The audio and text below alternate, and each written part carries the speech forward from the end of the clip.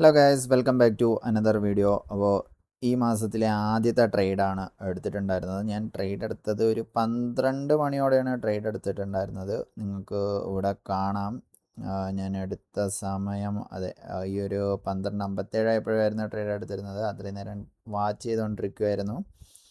അപ്പോൾ ട്രേഡ് എടുത്തതിന് പിന്നിലുള്ള ലോജിക്കും കാര്യങ്ങളും പറഞ്ഞുതരാം.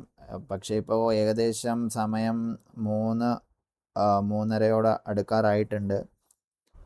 ട്രേഡിൽ നിന്ന് എക്സിറ്റ് ആവാനുള്ള സമയം അതിക്രമിച്ച് വന്നുകൊണ്ടിരിക്കുന്ന സമയമാണ്. അപ്പോൾ എന്തായാലും ഈ ഒരു ഹോള് എത്രത്തോളം പോകുമെന്ന് നോക്കിയിട്ട് നമുക്ക് ക്യാപ്ചർ ചെയ്യാം എന്ന രീതിയാണ് ഇരിക്കുന്നത്. അപ്പോൾ ഇന്ന് ഞാൻ ട്രേഡ് എടുക്കാനുണ്ടായ റീസൺ എന്ന് വെച്ച് കഴിഞ്ഞാൽ മാർക്കറ്റ് അത്യാവശ്യം അപ്സൈഡായിട്ടായിരുന്നു ഓപ്പൺ ചെയ്തത്. വലിയൊരു ഗ്യാപ്പ് അപ്പ് ആയിരുന്നു. അതിനുശേഷം ചെറിയൊരു പ്രോഫിറ്റ് ബുക്കിംഗ് വന്നിട്ട് ആ ഒരു ട്രെൻഡ് കണ്ടിന്യൂ ചെയ്യുന്നുണ്ടായിരുന്നു. അപ്പോൾ ഇവിടെ ഒരു കൺസോൾട്ടേഷൻ പോലെ വന്നിട്ടുണ്ടായിരുന്നു. കുറേ നേരമായിട്ട് ഈ ഒരു എയിൽ നിന്ന് തന്നെ ഒരു കൺസോൾട്ടേഷൻ പോലെ വന്നിട്ടുണ്ടായിരുന്നു. ഇതിലും മുകളിൽ ഒരു ഹൈ വരാൻ ചാൻസ് ഞാൻ കണ്ടിട്ടുണ്ടായിരുന്നില്ല.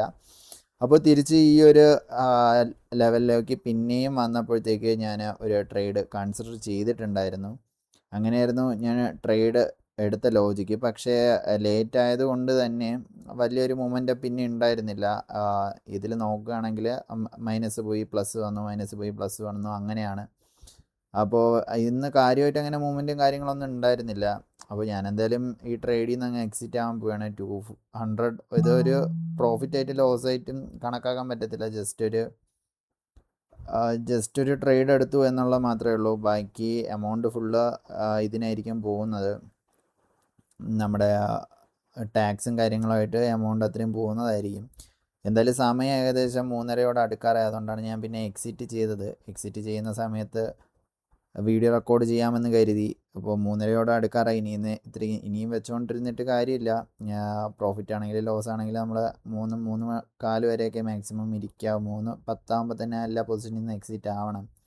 അപ്പോൾ ഇന്ന് ഉച്ചയ്ക്ക് ശേഷം വലിയൊരു മൊമെൻറ്റം കണ്ടിട്ടുണ്ടായിരുന്നില്ല. അതുകൊണ്ട് തന്നെ പ്രോഫിറ്റ് അങ്ങനെ ഉണ്ടാക്കാൻ പറ്റിയില്ല. ലോസും അങ്ങനെ ടച്ച് ചെയ്തിട്ടുണ്ടായിരുന്നില്ല. ജസ്റ്റ് ഞാൻ പറഞ്ഞതുപോലെ ഫസ്റ്റ് ട്രേഡ് എടുത്ത് ചെറിയൊരു പ്രോഫിറ്റ് വന്നു. അതിനുശേഷം പിന്നെ അത്യാവശ്യം ചെറിയൊരു ലോസ് വന്നു. അതിനുശേഷം കുറേ നേരം കൺസോൾട്ടേഷൻ പോലെ നിന്നിട്ട് പിന്നെ ലാസ്റ്റ് മൊമെൻറ്റിലാണ് നല്ലൊരു ബിഗ് ക്യാൻഡിൽ വന്നിട്ട് ഇപ്പോൾ ഒരു 200-300 റുപ്പീസ് അടുപ്പിച്ച് വന്നത്.